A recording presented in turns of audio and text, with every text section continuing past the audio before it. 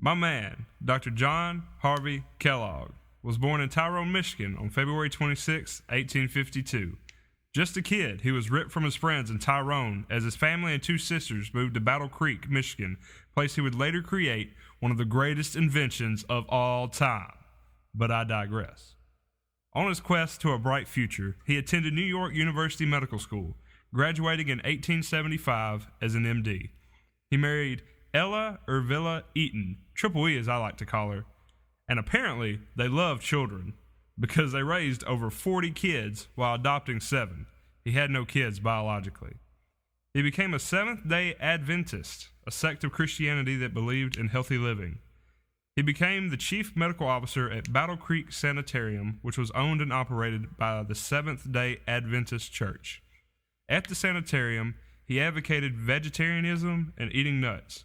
He was a huge supporter of health food and taught food preparation classes and proper eating habits to his patients. Also, he liked to give his patients enemas, consisting of several gallons of water. Can't think of a better way to cure constipation than by my man, Dr. John Harvey Kellogg. The company. Seventh-day Adventists believed in vegetarianism and bland food to reduce passion, which they believed was evil. One day, on August 8, 1894, Kellogg and his brother, William Keith Kellogg, a businessman, were cooking wheat when they were interrupted and had to leave. When they came back, it had gone stale. Because they were on a budget, they decided to use it anyway and forced it into rollers to make dough. Instead, it came out as crispy flakes. They tested it on unfortunate souls inhabiting the sanitarium, who surprisingly enjoyed it and asked for more. They called it Granos. The brothers tested other kinds of flakes and decided to form a company to market them, at first called the Sanitas Food Company. This was a dumb name, and I'm glad they changed it. At this time, breakfast consisted of eggs and meat, or porridge, both large, manly meals. The brothers wanted to encourage people to eat lighter breakfasts. However, there was a falling out. William wanted to add sugar to the products, while John refused.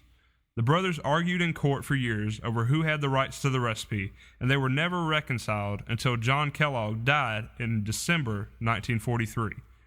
William Keith Kellogg went on to form the Battle Creek Cornflake Company, later renamed the Kellogg Company.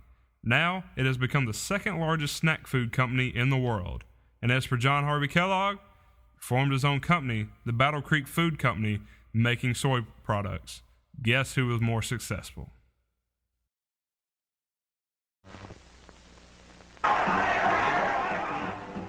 Gee, Pop, is this where they're going to give you $500? Yep. All I have to do is ride a Mama Bull. Name?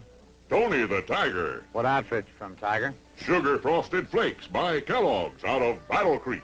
Never heard of it. Never heard of Sugar Frosted Flakes? Those big crisp flakes of corn with that secret toasted-in sugar frosting? They're great! Uh-huh. We'll see how great. Next, Tony the Tiger from Sugar Frosted Flakes riding Bone Crusher, the Brahma Bull. The Bone Crusher? Brahma? I thought it was Mama.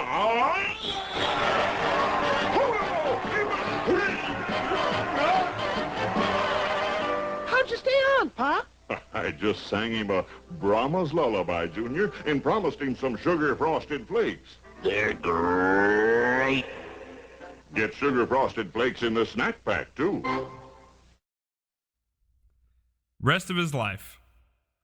John Harvey Kellogg formed another sanitarium down in Florida and preached vehemently against the evils of sex, writing at least one pamphlet. He died in December 1943, still unreconciled to his brother. Sad face. Contribution. Dr. John Harvey Kellogg is the father of cereal. His mustache was awesome, and only a man with that epic of a mustache could invent what we know as cereal today. His cornflakes provided a cheap and easy breakfast that was extremely convenient and fairly healthy too. As opposed to the eggs and bacon that had been standard before, cereal was less manly but way more convenient and kid-friendly too. The Kellogg Company would lead a health trend again by being the first company to put nutrition labels on their food. Cereal is usually eaten with milk, and sometimes fruit as well, such as bananas or strawberries. Cornflakes form basis for almost all cereals we eat today, from Cheerios to Cocoa Puffs. Without the Kellogg brothers, it is likely cereals as we know them today would not exist.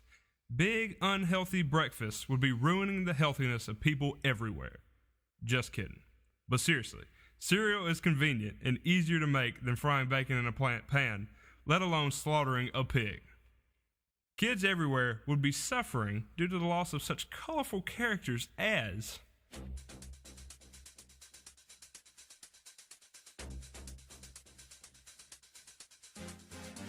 standing 6'8". He's lovable. He's fierce. He's great. Tony the Tiger. Standing 2'4". He's a little bit fruity. Toucan Sam. Standing 4'8". He's an Irishman that is magically delicious. Lucky. Standing 5'6", a silly rabbit. He'll get those tricks one day.